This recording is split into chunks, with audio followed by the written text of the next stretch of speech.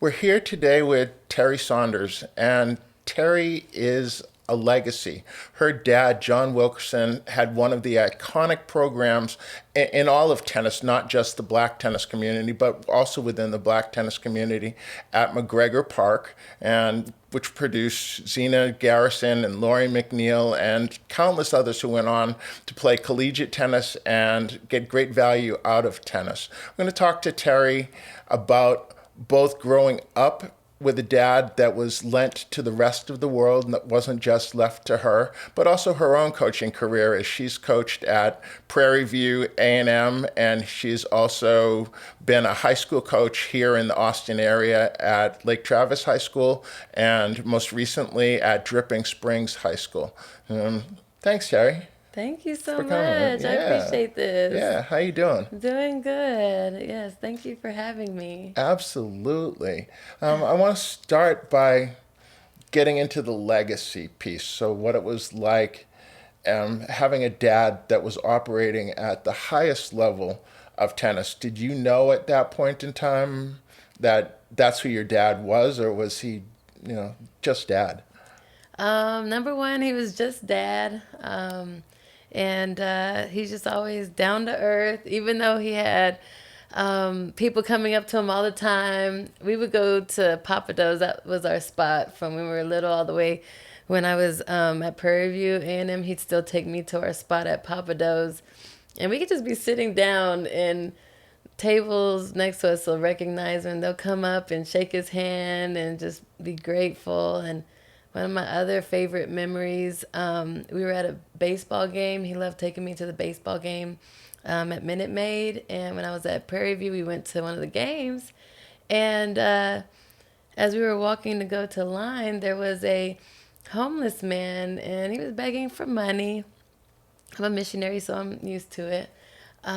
But he was acting just a little wild, how he was asking for the money and he was scaring people in line. And then when he got to us, he saw my dad and he said, "Coach John," and then immediately straightened his back, kind of tried to fix his hair, and my dad was like, "Hey, how's it going?" Talk to him just like a regular human being, and that caught the attention of everybody in line, of course. Dad gave him some money and he went on about his way.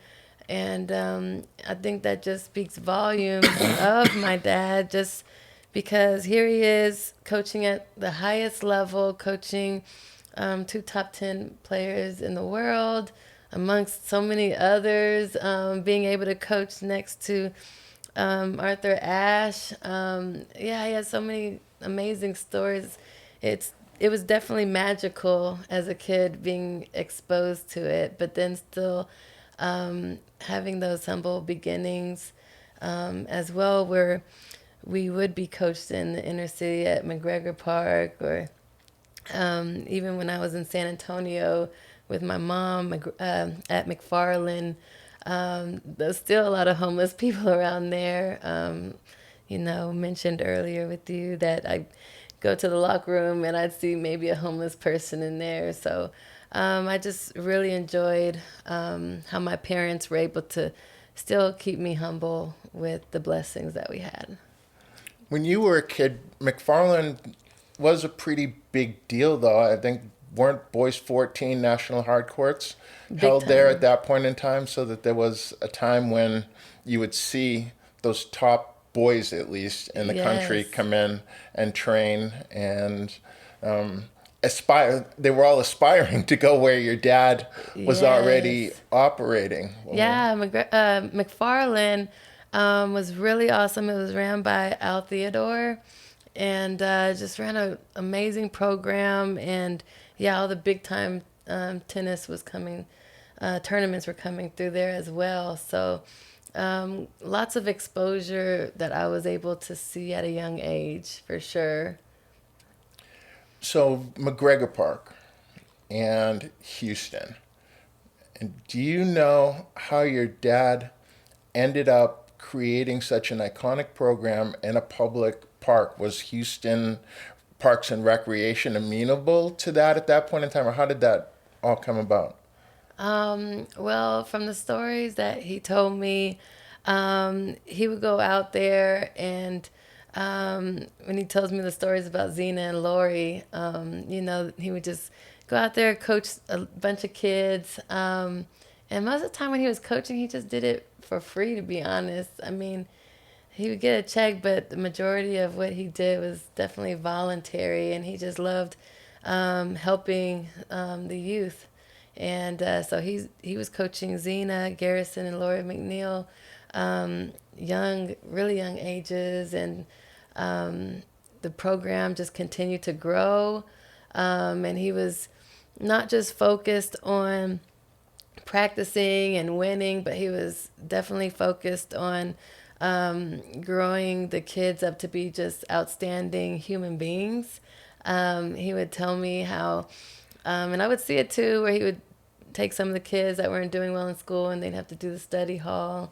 So that spoke to, you talked about the gentleman who approached your dad and all of a sudden Yes. straightened his back up and things, that was Yes. probably the expectation, and he ran into your dad and immediately reverted back to those lessons. Exactly. And I mean, it was, it definitely taught a lot of respect and hard work, especially with growing up being black, playing tennis. We had to overcome a lot of adversities.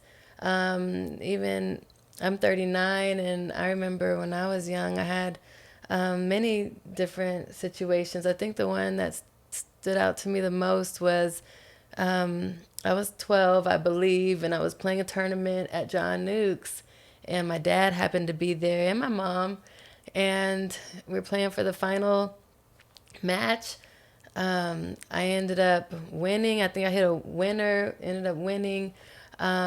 The girl and I shook hands. You know, when you're 12, you take pictures after with the parents. The parents take your picture. So we did all that, go to the desk. They give me my trophy and points, all that. And then as we're heading to the car, they call me back over the intercom. And I forgot to preface it with, when we first got to the tournament, he saw this one referee. I'm not going to mention his name, but he was definitely older. And he said, "Oh, goodness, I bet we're going to have some trouble here," because he gave Zina and Lori trouble when we were playing tournaments back in the day. Anyway, as they called for me to come back to the desk, sure enough, that referee was there. And he said that the girl called my ball out and was making me go back to the court to replay the point.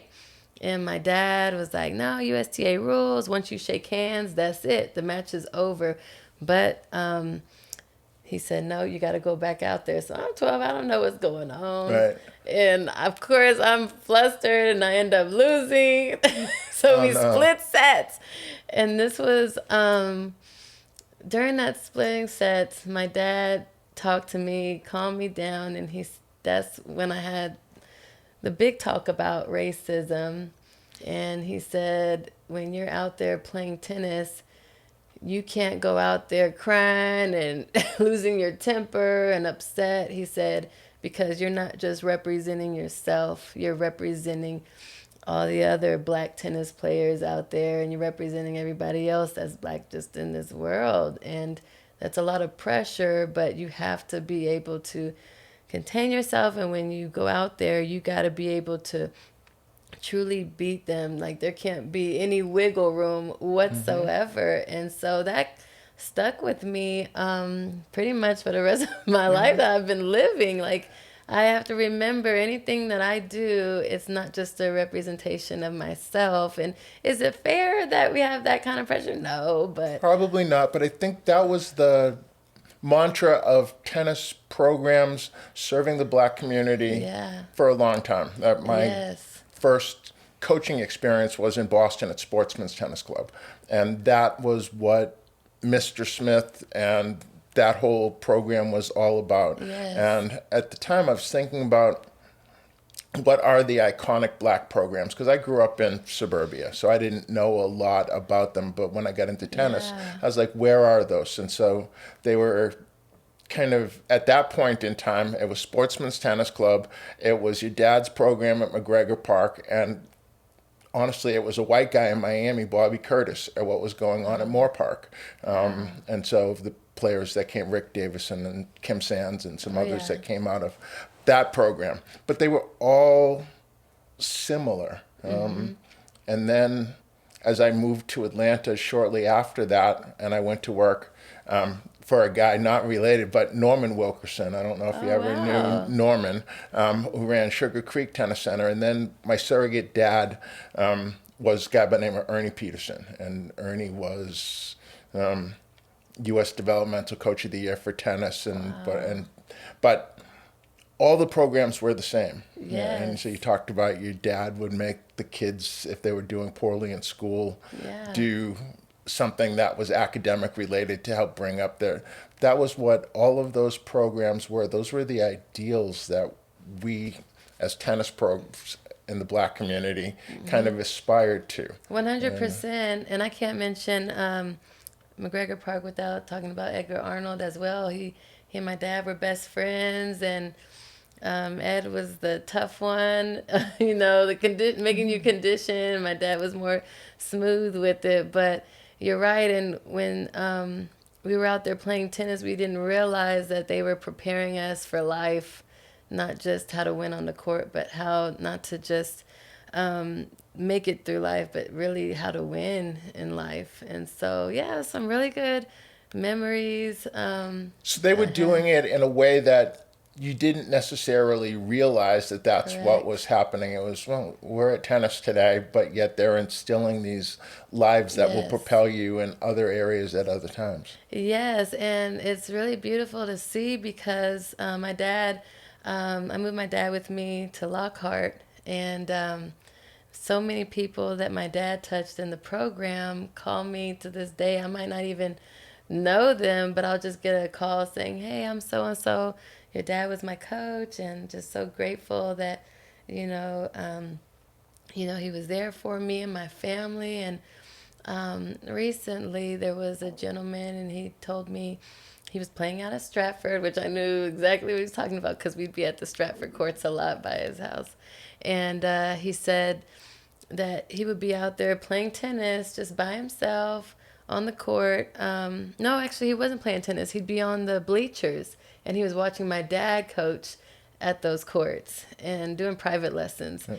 And he said my dad came over, just started a conversation like he always does, asked him his name, and said something real funny. My dad's a really comedian. He loved all the, comedians, but it made him smile a little bit and said, hey, why don't you come out and give some lessons? So did what he does, give these free lessons. Didn't realize that the kid had just lost his father to suicide. Oh, wow. Yeah, and he said my dad changed his life. And so stories like that I just love hearing. So it is magical. Katrina Adams, another one I loved watching play, and we ended up getting reacquainted and some years back, and she's been awesome keeping in contact with Dad. She calls me a lot. Even Jack at ATA, man, we owe Jack big time. Let me tell you about Jack. Is it okay if I tell you about Jack? Yeah. Let me tell you about do. Jack. Jack, he asked about, Dad, and he knew that he was in town when I moved him first to Pflugerville, where I was. And we had him at assisted living, and just moved him from Houston. He was in pretty bad shape. Wasn't able to walk. He was in a wheelchair. He lost significant weight. And how long ago was this? Gosh, this might have been like 8 years ago. Wow. 7 years ago, something like that maybe. I feel like, no, I take that back. This was about 5 years ago. Okay. This was the second time I had to bring him back to the Austin area. So this was about 5 years ago this time when Jack came over. And so he asked if he can come. So coming all the way from where ATA is to Pflugerville, that's a drive. And he came on over, really patient with my dad, talked to him, and he told him, hey, kids out there still need you. We need you on that court. We need you to get up. We need you to start walking. We need you to do what they're telling you to do to get better. And sure enough, after Jack left, my dad started eating his meals. He started listening to his physical therapist, and in no time started walking again with his walker. And so Jack really saved my dad's life. I tell everybody that. And just Wow. really grateful. Yes. And that's just the type of person he is. I think that's also testament to your dad and the impact that he's had on other people, that people want to give back and want to see people who they know have done right, Yes. want to do right by them. Yeah, exactly. It's really nice. Yes, I wish I could say all the names that's been so supportive. George was a player in his program in the 80s, I believe, and he has a son pretty close, just graduated from TLU, Texas Lutheran University, and he comes by and visits. So it's just really nice. Yeah, it's been really nice. Okay, so tell me how growing up in that environment has influenced you to be in coaching. So you said you started coaching at Prairie View. That was my very first spot. Yeah, and it's funny how I got there. Started off playing at UTEP, and before I left UTEP, I was playing line one, and I won the U of H tournament twice, and I got to win the it was another Air Force tournament twice. I was just doing really good, and then ended up, things happen.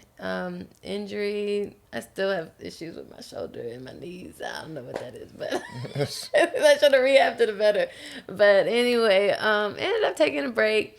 Went on over to Prairie View, since that's where a lot of my family went. Anyway, my dad did too. Everybody knows he graduated from Texas Southern, but a lot of people didn't know that he actually started at Prairie View before he went into the Army.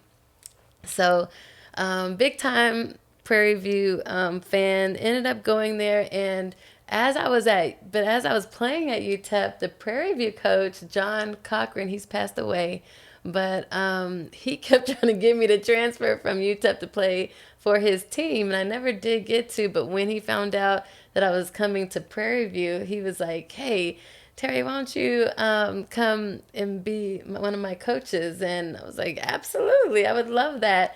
And it was a really nice connection because my dad actually coached John Cochran, the head Prairie View coach, at Texas Southern. So my dad coached at Texas Southern for a little bit, and John Cochran was one of his players. And so John Cochran, he really took good care of me, watched out for me, and that year we ended up coaching together. I mean, we had an amazing coaching staff as well. Dwayne Williams was there, and we ended up winning the conference championships. And I had a little cousin on the team. Yeah, there you go. John Cochran allowed me to help him coach the boys team. So for me to be able to coach the men's team, not the boys, I'm over here coaching the men's team, that was really big time. And he allowed me to coach the big time ones as well. So I learned so much just from that experience. So yeah. So that got you started.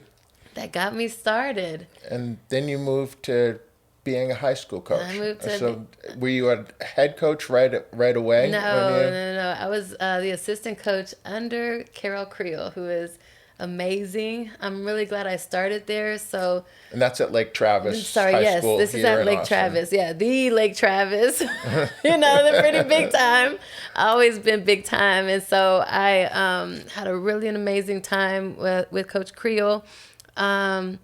And then after that, I was the assistant coach at Georgetown High School. Okay. Yeah. And well, we ended up moving because we ended up getting a foster son.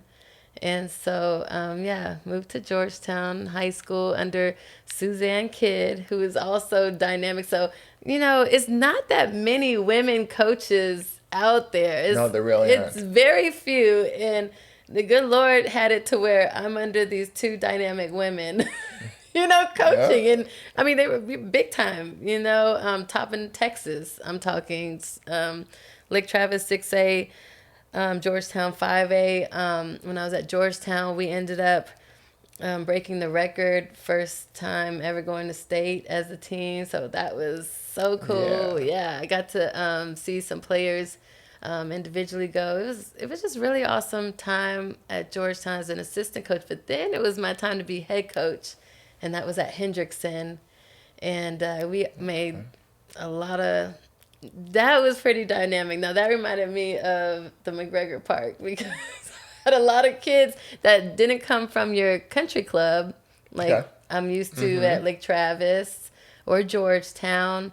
And Yeah, right. You're at Lake Travis, and you have kids that are going to Austin Tennis Academy. Exactly. They are well-to-do.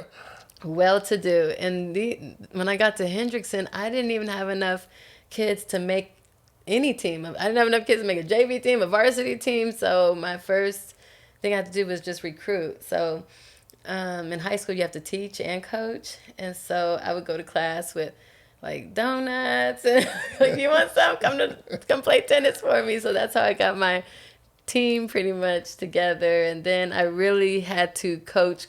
Like we all worked so hard. I was really proud of my athletes because at Lake Travis, let me not say this, but yes, all the athletes, they definitely trained during the class. A lot of them trained after, but a lot of them after school, they go to their tennis academies. My athletes didn't have that opportunity. I got together with one of the other coaches in the community, Marcus Reese, and he came through. So we trained. We trained during practice, after practice, and then I had the players practice after the practice.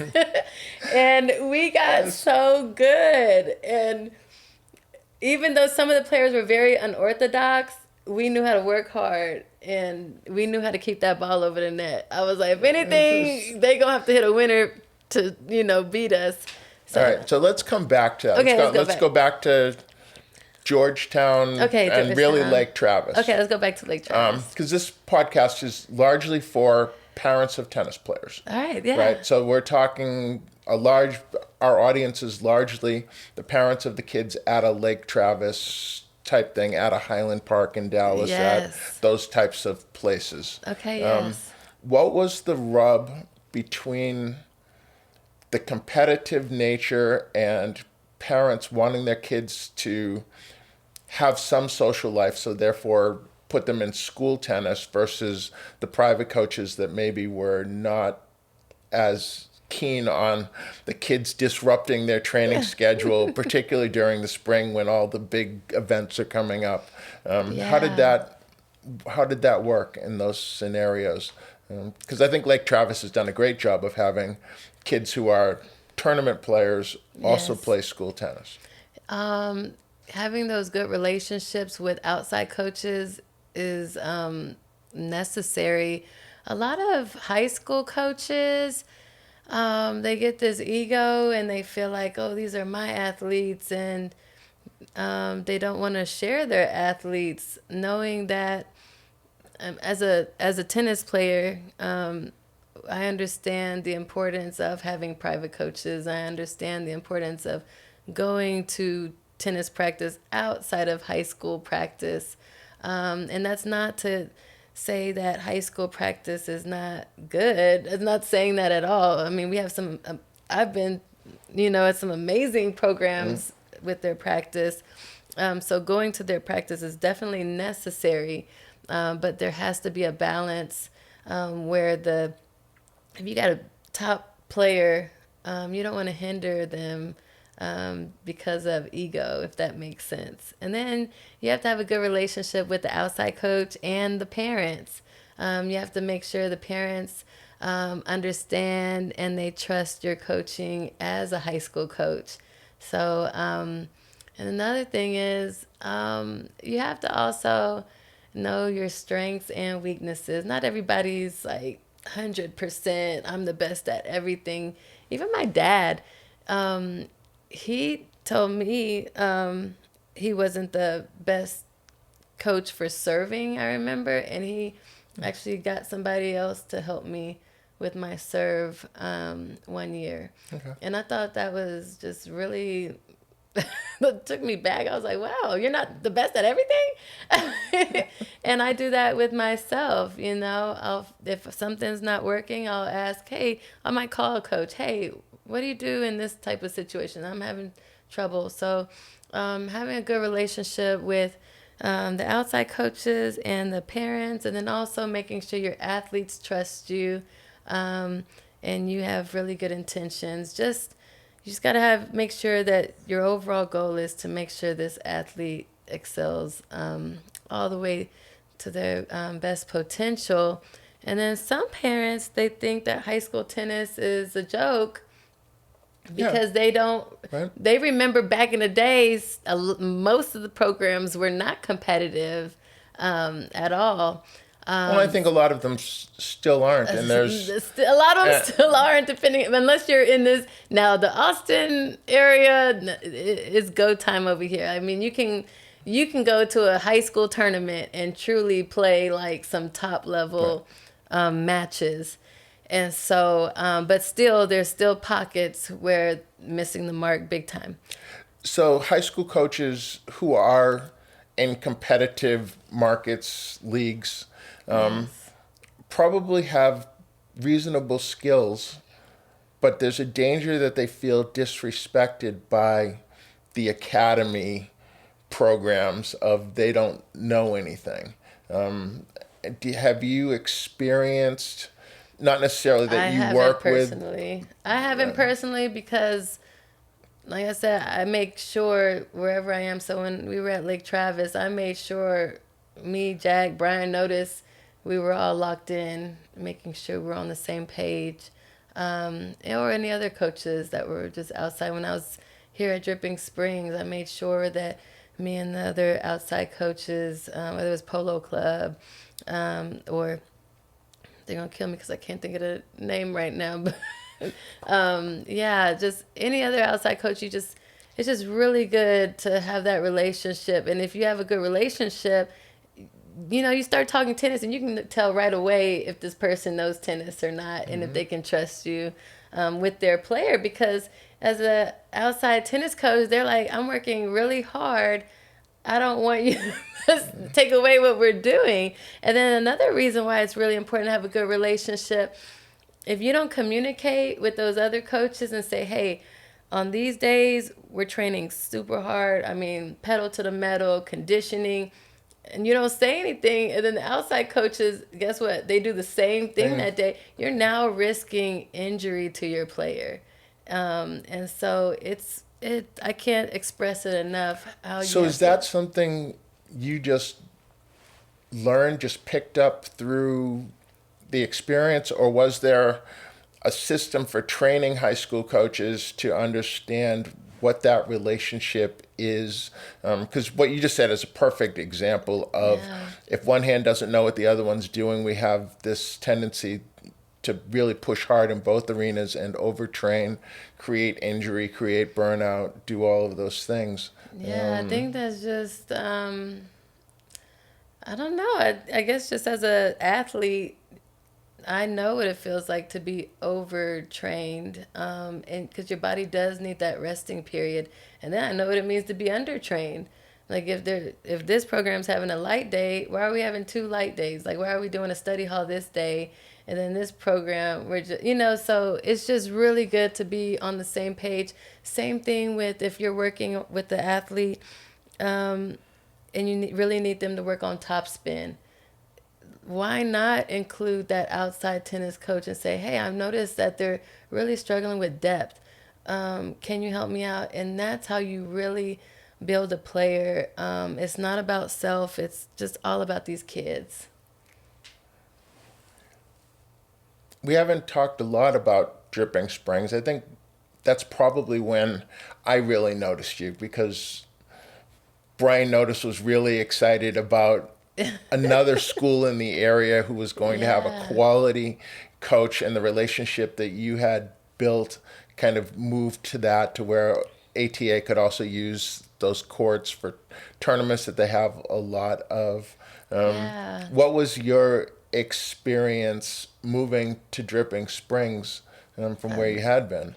Okay, it was really awesome. I missed Hendrickson because, as a real coach, you miss truly like having to coach. So I did miss that feeling. But then at the same time, it was an amazing feeling moving into a program where the kids are already top notch. You just had to help grow them from where they already are. So that was awesome. Also, we had the best facility in Texas 2 years in a row. And then what also helps is I was just really blessed. All the programs that I've been so far, the admin have been amazing. That helps a lot. So when you have admin, and I'm talking about from the principals to the athletic directors, if everybody's on the same page, it goes really smooth. So at Dripping Springs, the athletic directors were top notch. And they always asked, hey, what do you need? What does your program need? I mean, you can't really beat that. And so I was able to be the head coach of the middle school and the high school. And So you had middle school and high school. and they just really started it, and it's because Coach Zimmerman, the athletic director, and Coach Tuzzi, the assistant, they understood the importance of having a strong middle school program. So Lake Travis, Georgetown, they already had that hands down, and Dripping Springs was like, hey, we're coming into 6A now. We need to get with the program. And so we were able to build our middle school program. I started on like the first day. We had one kid at one school and I think maybe three at the other school. And by the time the year was up, we had over 30 kids in the programs at both schools. So 30 and 30. So it was really awesome. That was dynamic. So you saw the value of introducing the kids at a younger age so that you weren't having to comb the hallways once they get to high school looking for players for your team, but kind of creating the feeder system. So creating the feeder system, throwing little bits of fire at their feet and seeing if any of them, catch an interest, and then fanning those flames to turn them into tennis players. I mean, all the other programs do it. Why not tennis, right? Mm-hmm. And so with me being the head high school coach, it's funny because all the other high school coaches are like, how do you do middle school tennis? And I'm thinking, this is the best place to be because you can form them what you want them to be later. Like this is exactly where you need to be. And I tell everybody, if you're a high school tennis coach and you're not spending any time in your middle school program, then that is truly damaging. You're not doing your program any favors, because the difference that I saw from when I first got there, where there really wasn't a strong tennis program in the middle school, the tryouts for the high school were like, ooh, and then the following year, I'm like, wow, I don't know who I need to cut. Everybody's doing amazing, So that's really big time. And if I could, I want to touch on Lake Travis's leadership for admin as well. Again, I can't say enough about Coach Creel. I think this is her last year, but is it really? I think so. She had two amazing daughters. I love them. But I want to touch on Coach Carter and Coach Drinkwater. Okay. So when we ended up getting a foster son, and right at the beginning. Matter of fact, right when I started at Lake Travis, had a foster son that summer, and I told Coach Carter and Coach Drinkwater, I'm like, look, I got this foster son. I said, I really need him to have a strong male influence while we're at Lake Travis. He's coming from inner city Houston, got tattoos, he's just coming from a bad situation. And so they're like, yeah, we'll put him on the football team. And I was like, I don't think he has any experience. They'll find a spot. So during the tryouts, and he said, don't worry, everybody makes it. But during the tryouts, they had him go into every single position. He wasn't doing good at all. He couldn't catch. He couldn't throw. And I was like, he's going to be the first one they cut. This is going to be the first freshman they ever cut. And it's Lake Travis. And they were like number one in the whole state, I think, at this time. So, big time football, 6A. So then they gave him the football. I think this was the last little part. They gave him the football, and he could run. He was so fast. And so Coach Carter did a really good job just helping him into the program. And I remember he was struggling with academics. Like Travis is also big time academics. That's correct. So he started off making like 30s and 40s. And teachers worked with us, and his grades started getting better. He wasn't eligible for the whole first half of the football program. And then at the very end, he started getting it, and he got eligible. And every time he touched the field, he got a touchdown. He was making like averaging 3 touchdowns a game. Ended up making the most touchdowns of the year for the freshman, got MVP. He just did really awesome. And so, leadership is such a big deal in these schools. And, in these tennis programs, a lot of people think, oh, tennis, everybody's got it made pretty much as tennis players, but you have no idea. Even some of these kids that have all the money in the world, a lot of those kids have some true issues. Mental health is a big issue right now with students. So it doesn't matter how much money you have or how little money. Like, you really got to focus in as a coach on each student and their individual needs, not just as a player, but truly like, what do we need to get you to matriculate to graduation, to get you just, again, winning in life. Mm-hmm. So for you, is tennis about more than the sport of tennis? 100%. 100%. And everything that I teach, and I don't want to give up all my, tennis things that I do, keep some of that stuff secret, but I'll give a little bit. But one of the top things I always teach before anything is just consistency. And when I teach consistency on the court, I always back it up with, you got to be consistent in every aspect of life. So when you're in the classroom, you got to be consistent, show up on time consistently, get your homework done consistently. If you're at the house with your parents, do your chores consistently, be consistently good. Yeah, I think being a consistent person is really important. That when I'm dealing with someone else, I'd like to know who the person's going to be who walks in the room, not if you're in a bad mood, then I get one person. If you're, had something good, you're in a different mood. And we all have moods that vary. Yes. But being consistent in how you respond to people and how you respond to circumstances is hugely important in developing relationships. Absolutely. Absolutely. And I mean, even, if you're spiritual, be consistent in that. Just like you said, just being a consistent person all around. And it helps others around you to be consistent because that's the standard. So, yeah. Talk about spiritual, and I know that that's a big part of your life. I was talking to a friend yesterday and about why did I retire from coaching? Because I retired when I had a stroke in January, and I'm no longer on the court full time. Yeah. And they asked me why, and I said, because God told me to. When I was younger, if I thought about moving away from tennis, God would whack me on the head and say, I'm not going to allow you success in anything else you do because this is where you're meant to be at this point in time.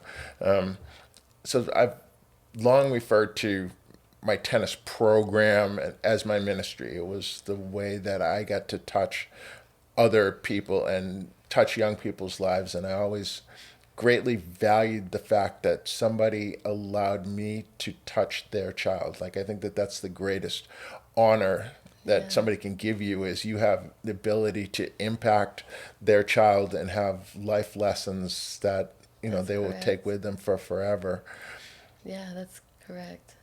You shared a little bit of what happened with your dad and the story of somebody came. Is that a fairly regular occurrence that you run into people, or in a phone call somebody trying to reach your dad that they're get this little sidetrack of talking to you about your dad did this, your dad did that? All the time, and I love it. It'll be somebody that just regular Joe, and then it'll be somebody like my sister answered Billie Jean King's phone calls. She wants to wish him happy birthday. I think that's what it was one year. And I mean, it's just really, really cool. And growing up, we did have to share my dad, and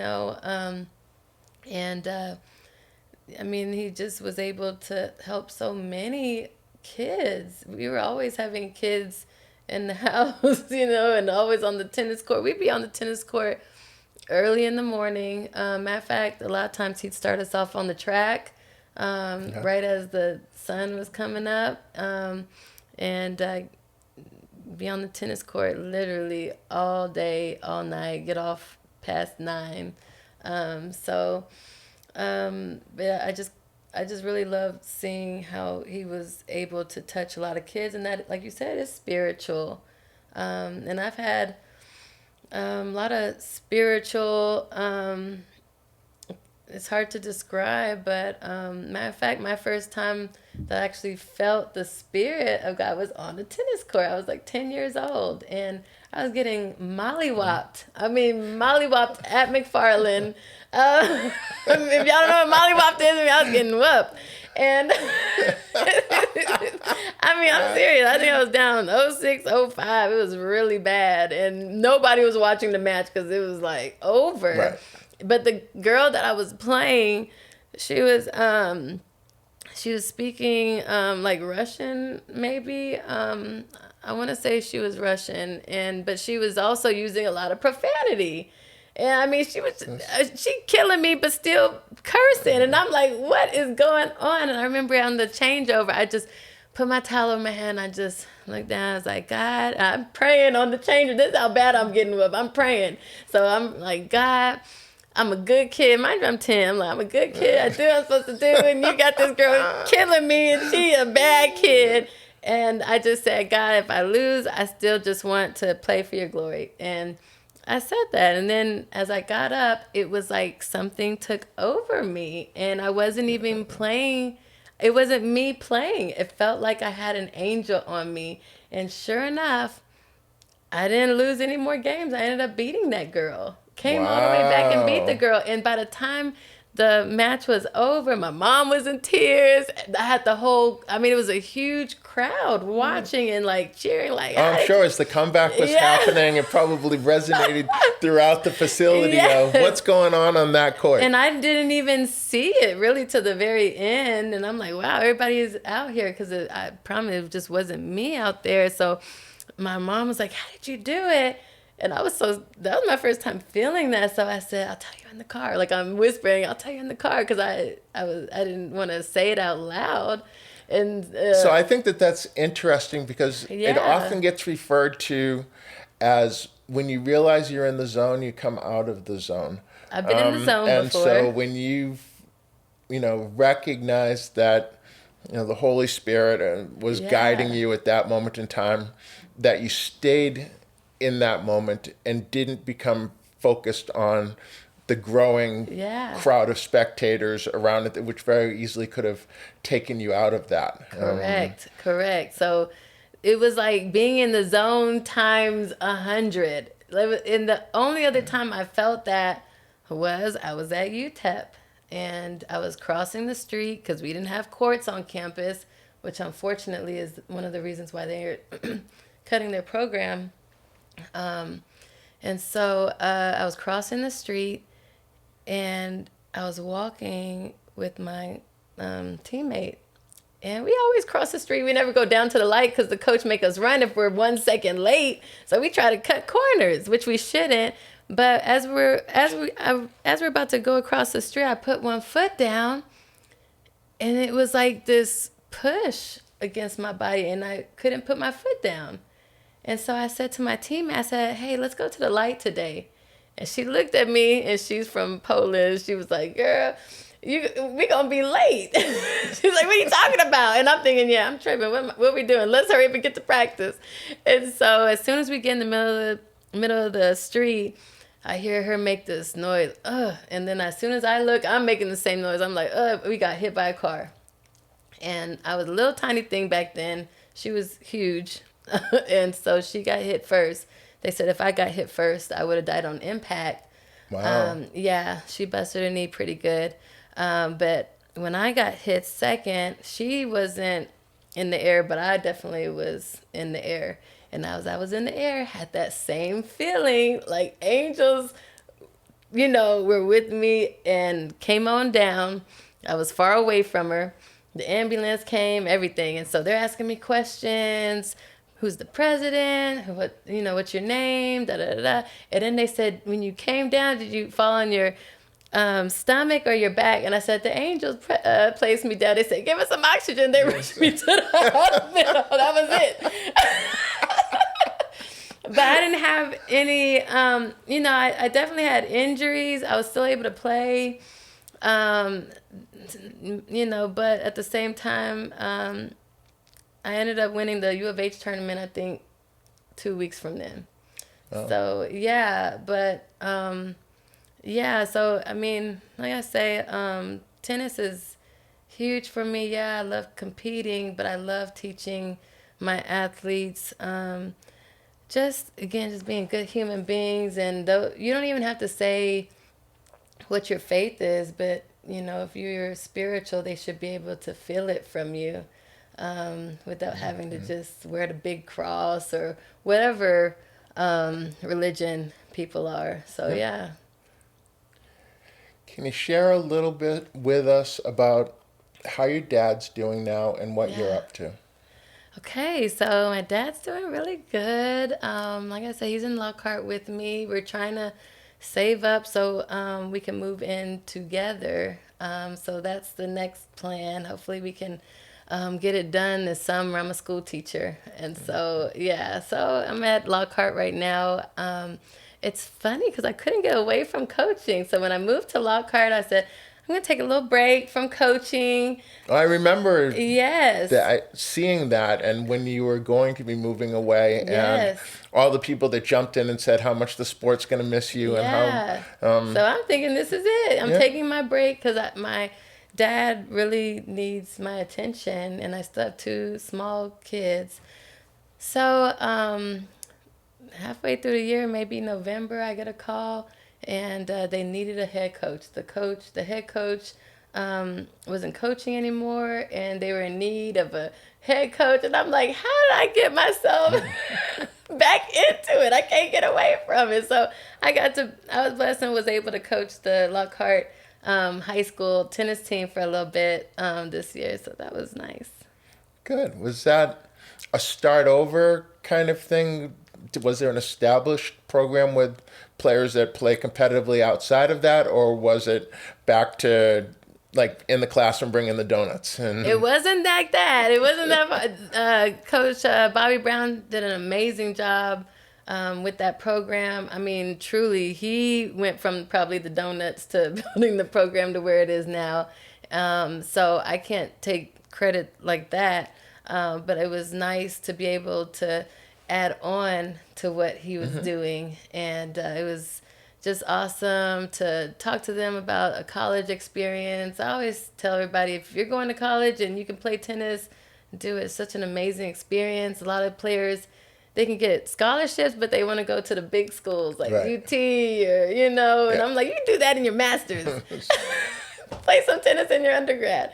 But I know I respect everybody's decision, but I love talking about it because some players don't realize that it's even an opportunity for them. So I just loved being at Lockhart. I remember I was in Charlotte, North Carolina, and I had a program there, and my very first student when I moved there was a little girl by the name of Teresa Wang. And Teresa was 12, had never left the state of North Carolina to play tennis. But was okay. I looked at her and like, oh yeah, we could do something with that one. Yeah. And she had this dream at 12 years old of she wanted to play at Duke. Wow. And at the moment, I think Duke was definitely top 5 in the country. It was probably top 2 or 1 or 2 at that point. So she gets pretty good. She goes along. I think she was 80 in the country and 18th when she was 16. And then she was also amazingly strong academically. She ended up being valedictorian of her class in an IB program with 500 kids in it, right? Yes. So she decided that what she wanted to do with academics didn't fit with playing tennis at Duke. Yeah. Being if you're on Duke, then you're probably taking a somewhat less than strenuous academic schedule because tennis demands so That's much. exactly Right? right. That's 100% So right. she chose to play at a smaller college, local in the Charlotte area, Davidson College, and so she had a 4-year degree, and then went to med school at Duke. So just what you said, you can do that for grad school. Find some place that you can play, have that experience of being a student athlete, and then go on if you have those high, lofty goals. And a lot of folks don't realize, man, on the tennis court, that's where a lot of those big time, you know, all the doctors are already on the tennis courts, and lawyers are making deals on the tennis courts, and you know, all the big time people are on the tennis courts, and they, especially if you went to college and played, they love telling those type of stories. And it's a huge network. A lot of people don't realize how huge of a network it is when you play tennis, because you are going to be intertwined more than likely with a teammate from a different country. Yeah. And I mean, like I say, I respect everybody's decision, but I always try to push like, hey, just think about it. Yeah. I think you do meet a lot of people, and I had another young coach, a little younger than you are, in here a week or so ago. And he was talking about the ability to go anywhere in the world, and you could see somebody with a tennis racket, and you kind of had something in common. You might not speak the same language or anything, but you could go out and you could enjoy each other, and enough through sign language. Great, because what's proven is only 7% of what someone takes away from an interaction with you has to do with your words. The rest of it is all of the tone of voice and body language and everything, which is why it's amazing sitting here. Like your energy is through the roof, and that's what you bring to the table. And so I think that's amazing what you can get out of having tennis as a tool in your belt to be able to bring with you everywhere that you go in this life. And for a lot of people, particularly tennis players, right? We're not a lot of tennis players come from a MacGregor Park or an inner city place. They're people whose parents have put away money for their education already. They don't even necessarily need the scholarship.